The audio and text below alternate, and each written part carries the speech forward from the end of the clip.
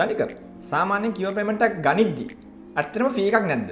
ඔයා ෂොප් එක වල කෙනෙක් නම් ඔයාගේ ෂොප් එකට ඔයා QR payment එකක් ගන්නකොට කලින් නම් 100ට එකක ෆී එකක් තිබුණා ඕනම ගෙවීමක් ගන්නකොට. හැබැයි මේ වෙනකොට මේ අවුරුද්දේ අප්‍රේල් මාසේ ඉඳන් ඔයා රුපියල් 5000ට අඩු පේමන්ට් එකක් QR හරහා ගනිද්දි ඔයාට කිසිම ගාස්තුවක් නැහැ.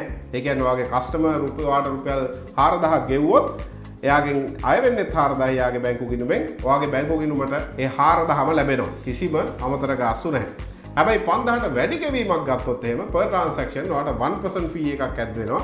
එතකොට ඔයා 5000ට වැඩි ගෙවීමක් ගත්තොත් 100ට එකක් අඩු වෙලා ඉතුරු ගාණ තමයි ඔයාගේ බැංක් account එකට එන්නේ. හැබැයි අපි හිතලා බැලුවොත් මේක කාඩ් පේමන්ට්ස් වලට සාපේක්ෂව අපි දන්නවා ෂොප් එකකට කාඩ් පේමන්ට්ස් ගන්නවා නම් සාමාන්‍යයෙන් 100ට 2.5 අතර ගාස්තුවක් දරන්න වෙනවා.